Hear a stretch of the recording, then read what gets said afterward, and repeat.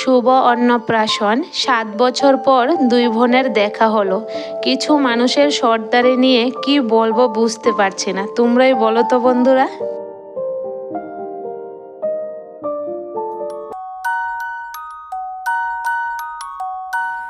তো এখন আমরা যাব মাতার বাড়িতে। উঠে গেছি 5টার আগে উঠেছি, এখন 7টা বাজে। স্নান টান করলাম, মেয়েকে খাওয়ালাম, ছেলেকে খাওয়ালাম, এদিকে মেয়েও রেডি হয়ে গেছে। এখন আমি রেডি হব। তো ভাবছি শাড়ি পরবো নাকি চুড়িদার পরবো। তো শাড়ি পরে রেলের মধ্যে জানোই তো জার্নি করাটা অনেকটা অসুবিধা, তো দেখি চুড়িদারে পরে নেব। তো চলো রেডি হই, তারপরে আবার তোমাদের সাথে কথা হচ্ছে। রাধে রাধে বন্ধুরা, গুড মর্নিং। কেমন আছো তোমরা সবাই? আশা করি যে যেখানেই আছো ভালো আছো, সুস্থ আছো। আমরাও ভীষণ ভালো আছি। আর বিশেষ করে আমি তো এতটা খুশি, হয়তো তোমাদের বলে বোঝাতে পারবো না, এতটা খুশি আজকে। তো আজকে খুশির কারণটা কি তোমরা পুরো ভিডিওটা দেখলে অবশ্যই বুঝতে পারবে, আর তোমাদের কাছেও অনেকটা ভালো লাগবে আশা করি। কারণ আজকে আমি যাচ্ছি এক জায়গাতে বেড়াতে। কোথায় যাচ্ছি তোমরা হয়তো টাইটেল দেখে বুঝে গেছো এতক্ষণ সময়। তো মানে কোথায় যাচ্ছি, কি কি করছি, কার সাথে দেখা করছি, সবটাই তোমাদের সাথে শেয়ার করব। তার জন্য তোমাদের অবশ্যই পুরো ভিডিওটার সাথে থাকতে হবে। ছেলে মেয়ে রেডি হয়ে গেল, এখন নিজে বসলাম একটু সাজুগুজু করতে। বেড়াতে যাব বলে কথা, সাজগুজ না করলে কি আর হয় বলো। তো দেখো হালকা হালকা মেকআপ করলাম, তারপরে চোখে কাজল আর লিপস্টিক দিলে দেখবে মানে মানে টোটাল সাজা হয়ে যায়। যেভাবে তুমি সাজো না কেন, যখন লিপস্টিক লাগাবো আমরা তখন কিন্তু একটু অন্যরকম লাগে। আর আমার লিপস্টিক পরতে কিন্তু ভীষণ পছন্দ করি আমি, এতটা ভালো লাগে। কোথাও গেলে কিন্তু আমি হালকা করে হলো একটু লিপস্টিক লাগাবো, আমার খুব প্রিয়। তো এখন এই যে আমার ঝাড়ুর মতন চুলগুলা, এগুলাকে নিয়ে চলে আসলাম বাইরে এসে মাথা আছড়িয়ে এখন দেখো তোমাদেরকে দেখাচ্ছি যে ড্রেসটা কোনটা পরেছি। এটা কিন্তু ওই যে দুর্গাপুজোর সময় কিনেছিলাম, ড্রেসটা তো আর পরা হলো না, তো আজকেই পরলাম। তো দেখো বাইরে একটু নমুনা করছে নতুন ড্রেস পরে, আর আমার শাশুড়ি মা বলছে কি করছো, আমি বললাম এমনিতেই করছি আর কি, হেসে হেসে বলছিলাম। তো একটু নমুনা না করলে হয় বলো, নতুন ড্রেস পরলে আমাদের একটু নমুনা করতে হয় মেয়েদের। বেড়াতে যাব, জুতো ছিল না, জুতোগুলো ছিঁড়ে গেছে। তো এখন শাশুড়ি মাকে বলছি ওনার জুতাগুলা দেওয়ার জন্য, হয় কিনা দেখছিলাম। তো দেখলাম হয়ে গেল, তো এই জুতোই পরে যাব। তো চলো যাওয়া যাক। কিন্তু সাবধানে একটা বুঝছি নি। ড্রেসটা ভালো লাগতেছে নি, মুরব্বীরা চাই রাখতো রাস্তা যেতেন না, না আমি বাঁধবো সেখানে এলাকা আগে দিতেন না আমারে। সুমন আইগা। তো আমরা রেডি হয়ে এখন বের হয়ে গেলাম। আর ড্রেসটা পরে আমাকে কেমন লাগছে অবশ্যই কমেন্টে জানিও। চুল টুল কিছুই বাঁধিনি, এমনি বেঁধে নিয়েছি, কারণ এখন সময় নেই, ট্রেনের টাইম হয়ে গেছে। চলো যাওয়া যাক। বাবা ও বাবা, সব জিনিস লো হয়েছে তো না ড্রেস? হ্যাঁ হ্যাঁ বাবা, বনু বিস্কুট এটি বেড়া লইছ নি শিওর? বসে গেলাম এখন অটোর মধ্যে। রাস্তায় এসে কিছুক্ষণ সময় দাঁড়ালাম, তো সাথে সাথে কিন্তু অটো পেয়ে গেলাম। আর আমার মুখের হাসিটা দেখো, হাসিটা দেখে তোমরা বুঝতে পারবে। দেখবে বন্ধুরা, আমরা যখনই মানে কোথাও বেড়াতে যাই তখন কিন্তু এই হাসিটা মানে বোঝা যায় না। আর এখানে দেখো হাতে নেলপালিশ পরতে ভুলে গেছি, তবে ব্যাগের মধ্যে নিয়ে এসেছি, রেলে বসে পরে নেব। আর মানে যেটা বলতে চাইছিলাম যে কোথাও গেলে যে হাসিটা দেখবে, আর বাবার বাড়িতে গেলে একটা হাসি, মানে বাবার বাড়ির মানুষের সাথে দেখা হবে, বাবার বাড়িতে যাব, এই হাসিটা যেন অন্যরকম একটা হাসি। তো এখানে দেখো এখন চলে আসলাম স্টেশনে এসে দেখি ট্রেনটা নাকি 2 নাম্বারে আসবে, সরি 2 নাম্বারে আসবে। তো এখন চলে গেলাম এই যে 2 নাম্বার লাইনে। এতটা কষ্ট উপর দিয়ে বেয়ে তারপরে যেতে হয়েছে। তারপরে ট্রেন চলে আসলো, এখন বসে গেলাম ট্রেনের মধ্যে। আর আজকে ভাগ্যটা ভীষণ ভালো ছিল, উঠে মাত্র সিট পেয়ে গেলাম, খুব ভালোভাবে সিট পেয়েছি।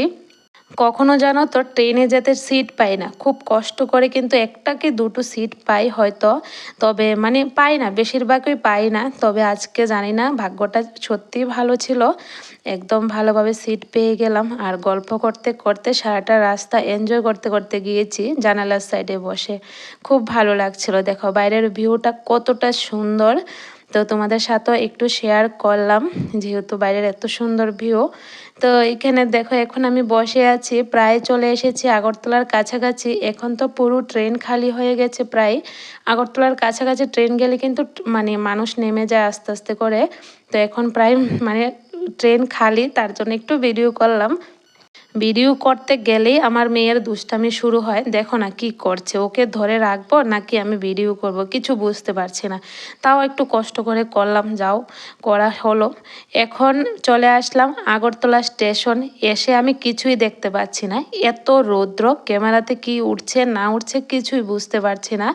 তারপরে ফোন করলো আমার হাজব্যান্ড, উনি নাকি এসেছে স্টেশন। আমি বারবার না করলাম, কেন না করলাম জানো তো, ওনাকে বলেছিলাম আমার সাথে যাওয়ার জন্য, ওনার ছুটি নেই, তার জন্য বলেছে যে আসতে হবে না, আমি একাই যেতে পারবো। তারপরও আসলো, মেয়ের সাথে নাকি দেখা করবে। আচ্ছা যাই হোক, দেখা হলো।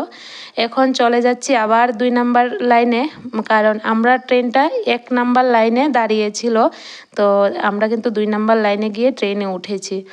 তো দেখো ট্রেনে উঠে এখন সিট ধরে বসে গেলাম, খুব সুন্দর একটা সিট পেলাম জানালার সাইড। তো এখানে আমার হাজব্যান্ডে পাঁপড় কিনে দিল, পাঁপড় খাচ্ছি। তো এখন ট্রেনটাও ছেড়ে দিয়েছে, চলে যাচ্ছি মার বাড়ির উদ্দেশ্যে। যেতে যেতে দেখছি বয়েল চানা উঠছে। আর জানো তো সাবরুম যাওয়ার যে ট্রেনটা, এটার মধ্যে উঠলে আমার মানে বয়েল চানাটা খেতে হয়, আমার ভীষণ প্রিয় ওইদিকের বয়েল চানাগুলা, কেন জানি না। তো এখানে বয়েল চানা নিয়ে নিলাম, এখন খেতে খেতে যাচ্ছি, খুব ভালো হয়েছে। তো উদয়পুর তো অনেকটা কাছে, আগরতলা থেকে চলে আসলাম, এসে মাত্রই অটোতে বসলাম। অটো থেকে নেমে চলে গেলাম মার মন্দিরের কাছে, ত্রিপুরেশ্বরী মার মন্দিরের এখানে। তো নিচে একটু সময় রেস্ট করলাম, তারপরে কিন্তু মন্দিরের সামনে গিয়েছি। মন্দিরের সামনে গিয়ে প্রথমে আগে একটা দোকানে ঢুকে আমাদের ব্যাগপত্র রাখলাম, জুতোগুলি খুলে রাখলাম, তারপরে চলে গেলাম এই যে দিঘির পাশে।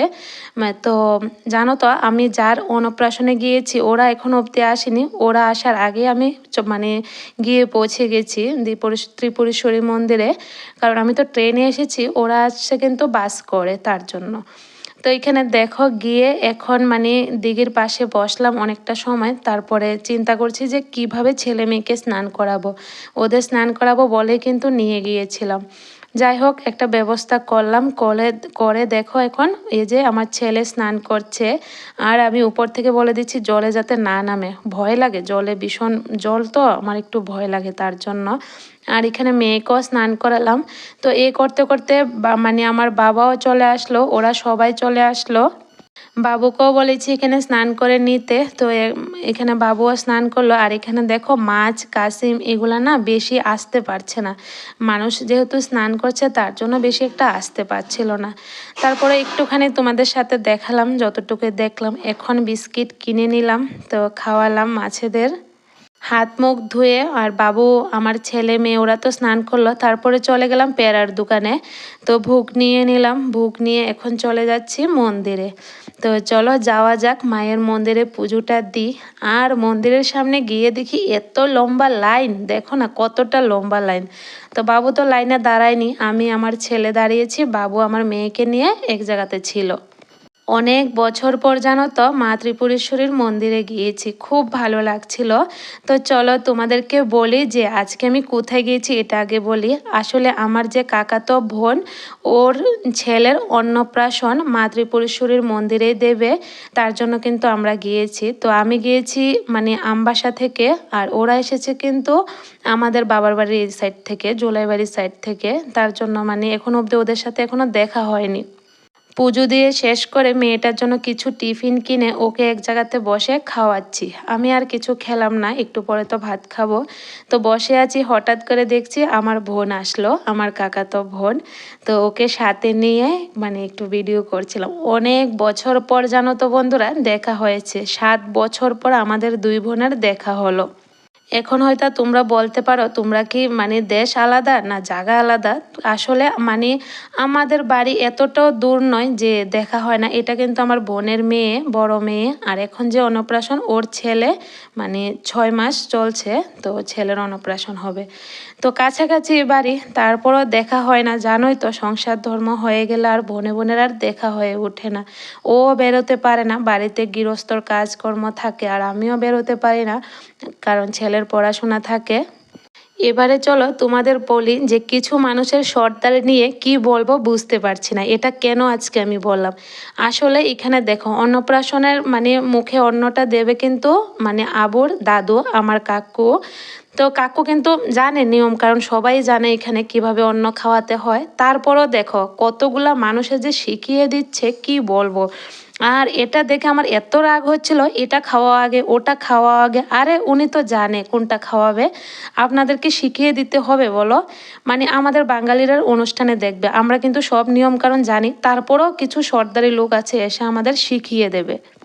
তার জন্যই বললাম আর কি যে সর্দার মানুষদের নিয়ে আমি কি বলবো বুঝতে পারছি না। আমার কাকু দেখো খুব সুন্দর করে কিন্তু খাওয়াচ্ছে, জানে কিভাবে খাওয়াতে হয়, তারপরও ওনাকে শিখিয়ে দিচ্ছে। তো এই আর কি, তার জন্যই বললাম। হয়তো এই ভিডিওটা দেখলে ওনাদের অনেক রাগ হবে, তবে কিছু করার নেই, আমার চোখে যেটা পড়লো সেটাই বললাম। আর আমার বাবু তো ভিড়ের মধ্যেই বসে আছে, খাওয়াতেও পারলো না, আশীর্বাদও করতে পারলো না, দূর থেকে আশীর্বাদ করলো। অনেকটা ভিড় ছিল, আবুর কাছে যাওয়া যাচ্ছে না।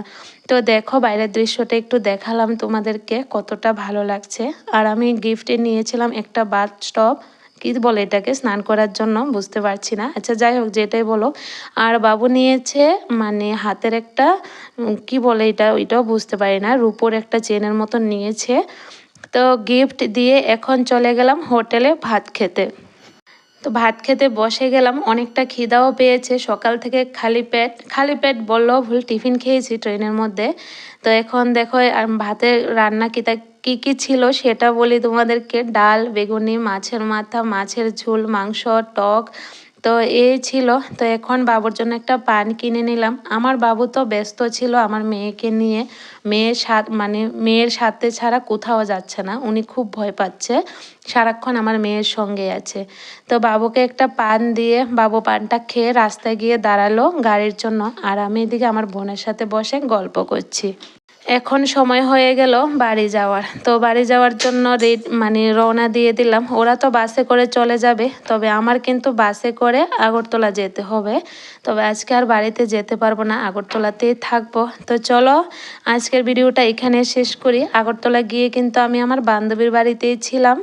তো দুনো বান্ধবী সারা রাত্র আনন্দ করেছি, কথাবার্তা বলেছি, তার জন্য আর কিছুই ভিডিও করা হলো না, তোমাদের সাথেও শেয়ার করতে পারলাম না। তো যতটুকু পারলাম ততটুকুই, গিয়ে মাত্র চা খাচ্ছিলাম। তো আজকের ভিডিওটা এখানে শেষ করি। সবাই ভালো থেকো, সুস্থ থেকো।